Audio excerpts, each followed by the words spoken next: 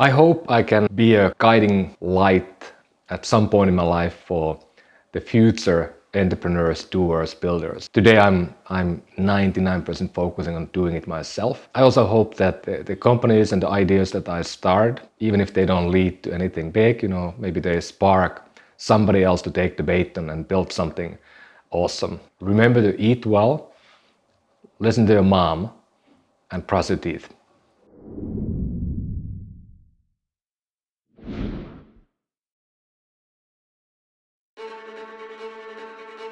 Welcome to Finding America. I'm on a 13,000-mile road trip to meet Finnish Americans and figure out why they want to be here and learn about cultural differences. You'll meet exciting Finns and hear about their journeys in America. So far, we've had an amazing interview with Ari Tulla, so I'm excited for you guys to see that. Yeah, exploring Finnish culture in America. This is day 3. In this episode, I was able to do what I originally had planned with my guests. Go do an activity that they truly enjoy. We were able to go mountain biking with Ari past the Golden Gate and then hit the sauna in his backyard. Ari also taught me that eggs are the vitamin bombs of nature, super nutrient-rich food. He's the CEO of Elo Health, which is an amazing company that analyzes your biometrics and then makes customized vitamin packages for each member. While in San Francisco, I made 3 episodes. This is the first one out of the 3. Oh, before we get on with the show, it would mean the world to me, and it would help me creating content like this in the future if you could subscribe, smash the like button, and maybe share this with a friend. See you next time. For someone who's never heard of you or what you've done in life, how would you explain what it is you do and what you've done in life? I've been very much a builder all my life. It goes back to my youth and being a child. Normal 80s kid who loved Legos, had RC cars and all kind of building workshop stuff, and was really fascinated when my dad was building our house when I was, 6, 7, 8 years old. So I've been working in 6 different businesses and I became a business builder. I'm a kind of person who has an idea, has the drive, pulls people together and get something done. I'm not the best builder, I'm not the best developer, the coder, not even the best guy with the numbers. But I'm often the guy who has the idea, who can massage it into a thing that people can believe in. For some reason, many people have followed me over the last 20 years. I want to build things that help people be better off. It's been super rewarding when I had it articulated tightly into that area of doing good in a way. How do you define success? Getting now to middle age, which is pretty scary thing. In a way, I feel very young at most days. But having family, it changed a lot of the perception. And I think, I knew it will change, but I think it's more dramatic than I expected. I always kind of thought about success as, impact. And I don't think anyone thinks about, what people will write about you later, or like eulogy of you. It's a good thing to think at times though. My success now, I think, is a lot about, having a great family, being able to give and see the kids grow up in a way they want to grow up, and be able to provide them a place that they can get access to the things they want. And I can't say like get access to things I didn't, because to be fair, I had a very, very unique upbringing because my parents, they didn't spend the money on the new car every 2 years. We traveled like 40 countries before I was 15.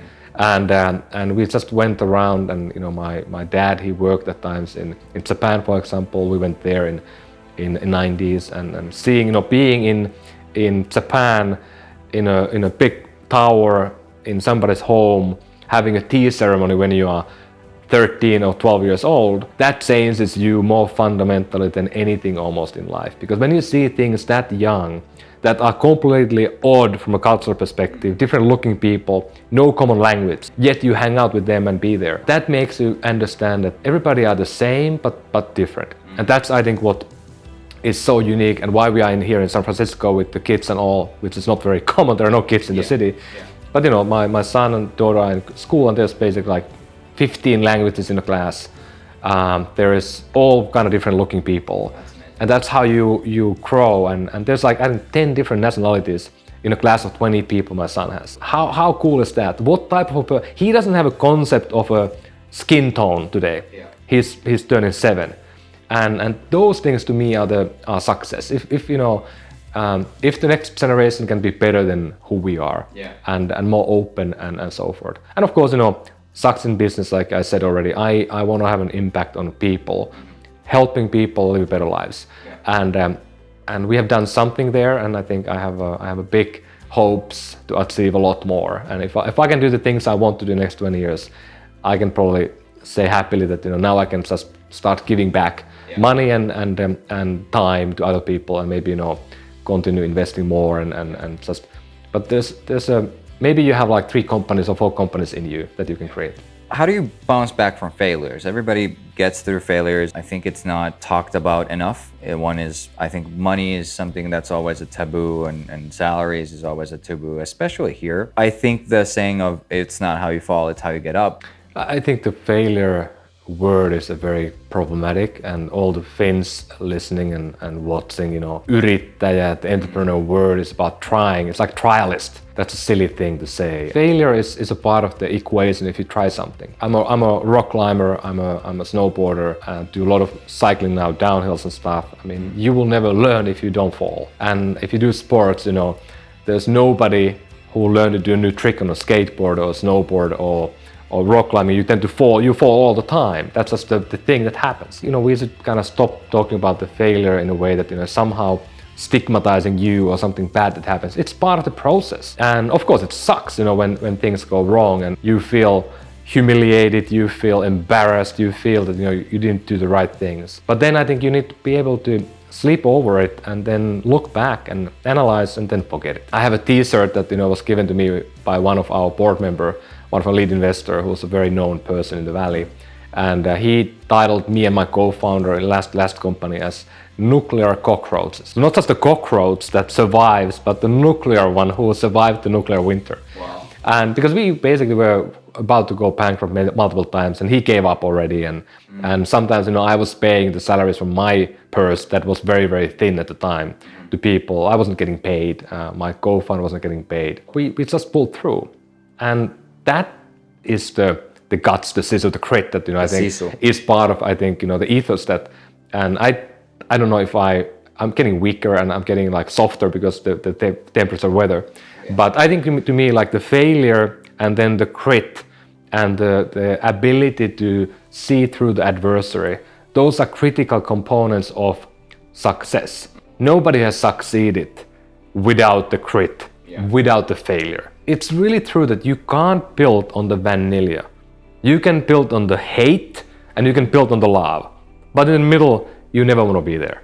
I always say to people, go out there, try, do the thing, and see what happens. Like, what's the worst thing that can happen? Somebody laughs at you? Yeah. I mean, yes, maybe you don't want to take all your money and sell your house and do a triple mortgage and put it in a business that is silly. Yeah. Try something a bit smaller maybe, but just do it. What makes Finnish people unique or special, if anything? I think we all want to hope and think we are unique, but I think what's different is, of course, where we come from.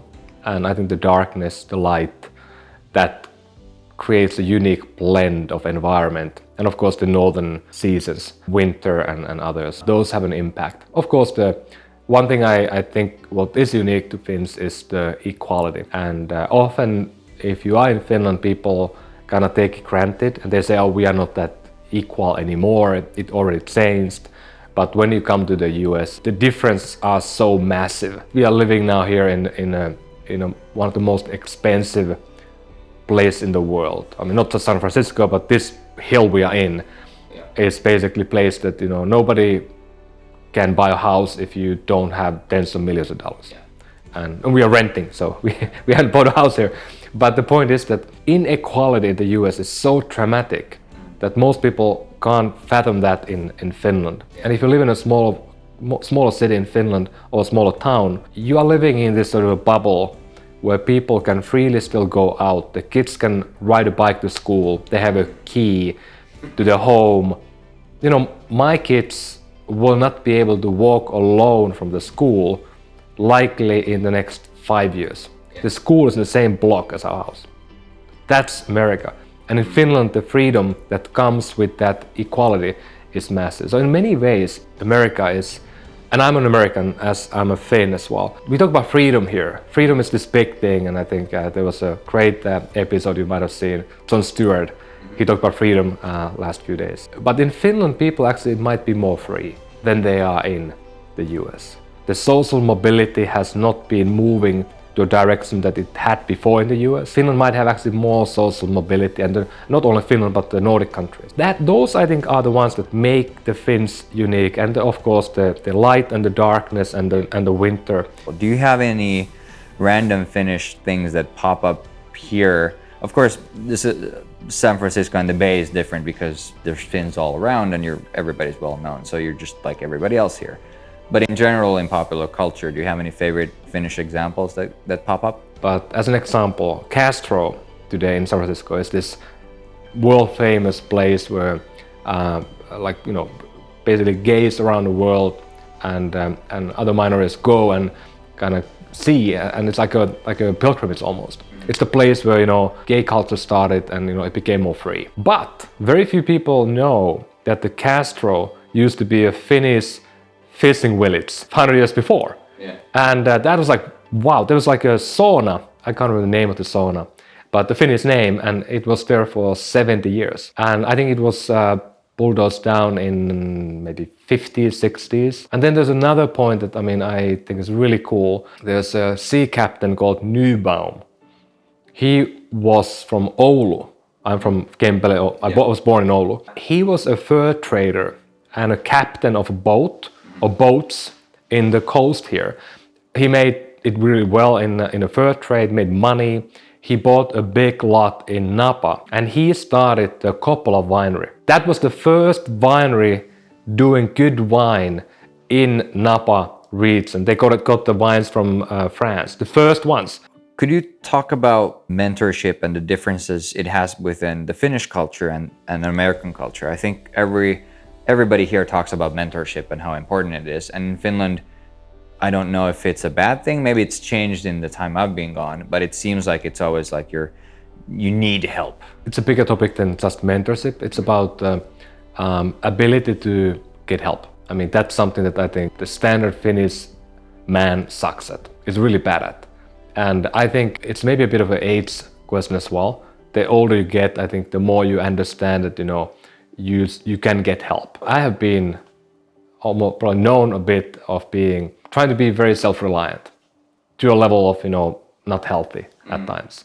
And that's maybe a common, 20, 30 or something that, you try to do it and you can do it. And I already talked about, kind of having kind of a bit of resilience and, having done stuff in my life that, are pretty difficult to do, like from, sport perspective, maybe even like business perspective and see them through and succeeded on those often. So I have a lot of, tolerance on that and spend a moment of trying to be a big wave surfer and stuff. That's maybe the most scary thing you can do in any kind of sport without going to crazy stuff. But, it is pretty scary to be in a big ocean element. What I did in the last maybe 5 years, I completely changed my perception, 100%. And I said that I'm completely open. I need help. I need to build systems that can help me to become better. And that was a really great decision I made. So I joined, I created a community of other CEOs with some people I knew and some people I didn't know. Some of them are super accomplished today, some years later. I joined a CEO coaching group with 6-7 other people. I had a mentor and a coach that we talk weekly for years.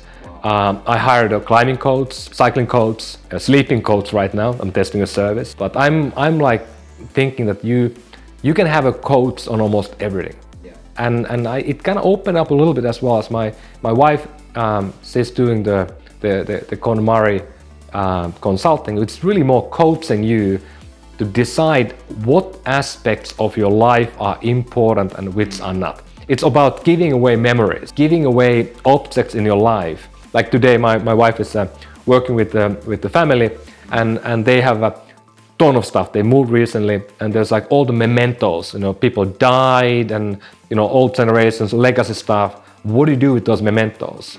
And she's helping them to kind of figure it out, path forward, not looking back, but looking forward. I think everybody should embrace idea of having other people help you and be open asking help. I'm not talking about mental health or crisis. I'm talking about help to do things better, to become better you, to learn faster. Like I said, it was game changing for me when I did the change.